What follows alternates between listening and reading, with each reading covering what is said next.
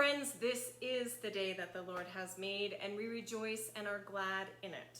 It is currently Thursday evening, and the sun has just set behind the hills out my apartment window.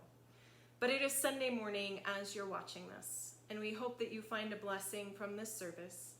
Please know that the liturgy can be found below you on the Facebook page, and how this service will go is there is a welcome, there will be some music. You can pause the video at any time to do the liturgy that is not included in this worship service.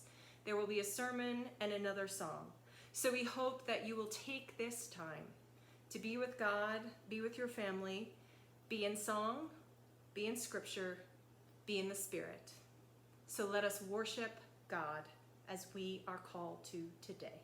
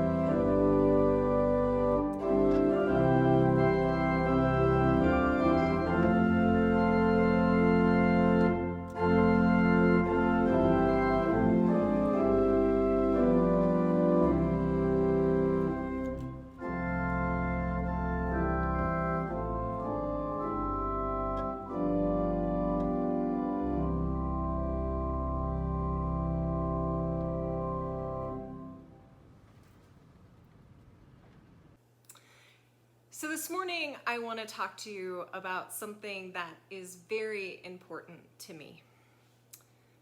I'm a pastor, and being a pastor comes along with some occupational things that make us clergy. You often see ministers wear collars, and collars are a way in which God is reflected to the person who looks within them. But it is also seen as a yoke. It's a binding. It speaks that I have bound myself to God in my profession, and God and I are bound together, but also this binding within community and what that means. Oftentimes you may see clergy with different types of collars or even different types of gowns. There's the traditional cassock, there are Genevan gowns, and there are albs. They're all part of the things that make us clergy, that set us apart to function. But one of the things that we often wear that I think clergy really take the most meaning in is our stoles. For those of you who know, my office is painted yellow, and there are two quilt hangers in my office with stoles. I probably have about 20 of them. Each one of them has a story that is important and why I was given it or why it was made for me. And I always think about that when I wear the stole, it is not only putting on the yoke that we have been called to put on, like our collars, but they are also prayer cloths. They are also those things where we get to bind in relationships. Oftentimes in weddings, you may see a pastor hang a stole over people's hands, or you may see a pastor use a stole to wipe away the water after baptism.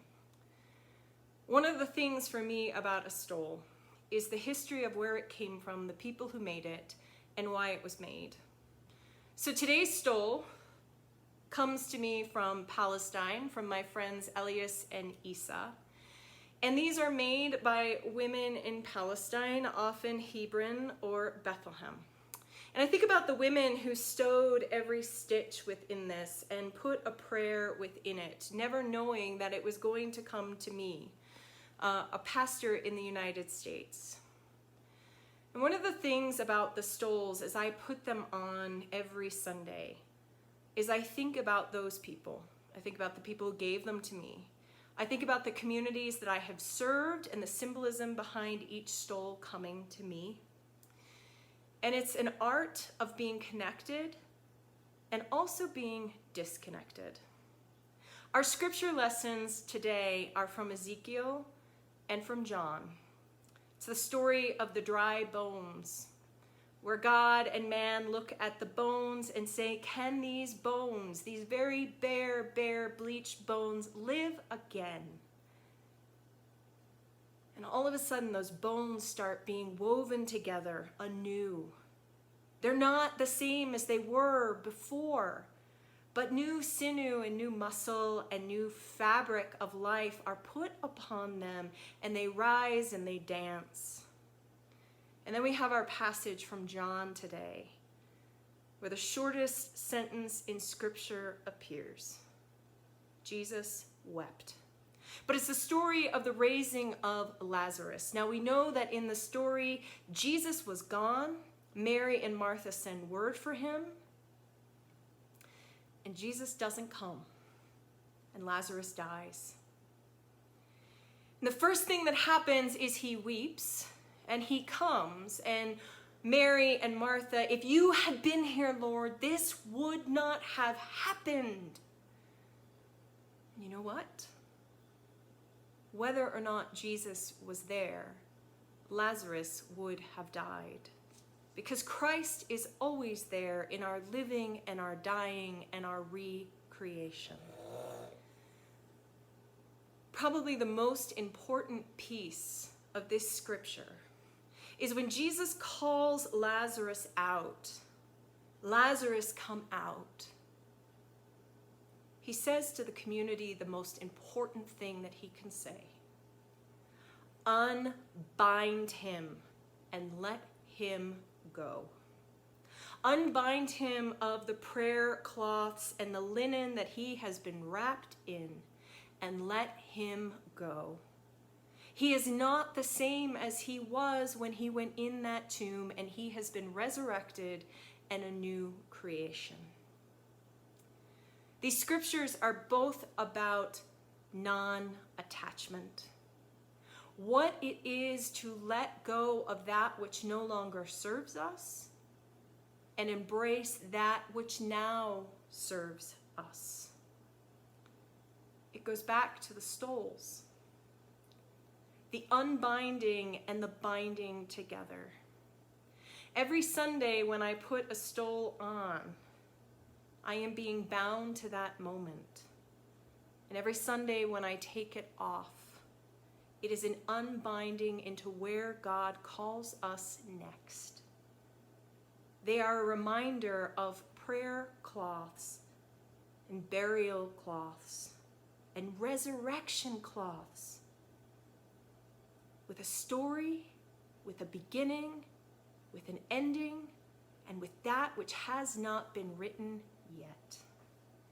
So this week, as we talk about the binding up of the body in Ezekiel and the unbinding of the body of Lazarus, where are the places where you are feeling bound? And what would it mean to unbind yourselves into this new creation, this new space in life where we find ourselves? I hope that you may find a moment being bound to the past and being unbound to a future and the spaces in between. May it be so, for you and for all, always. Amen. We're back. So this is another one that we've sung in church. It's one of my favorites, perfect for this time of Lent. It's called Orphan Girl by Jillian Welsh. You ready? I am an orphan on God's highway, but I'll share my troubles if you go my way. I have no mother, no father, no sister, no brother. I am an orphan girl. I have had friendships, pure and golden. ties of kinship. I have not known them. I have no mother, no father, no sister, no brother. I am an orphan girl.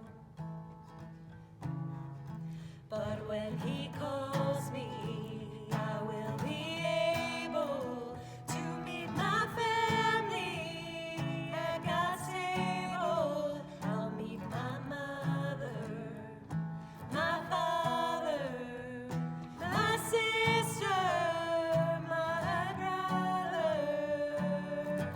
No more an orphan girl. Blessed Savior,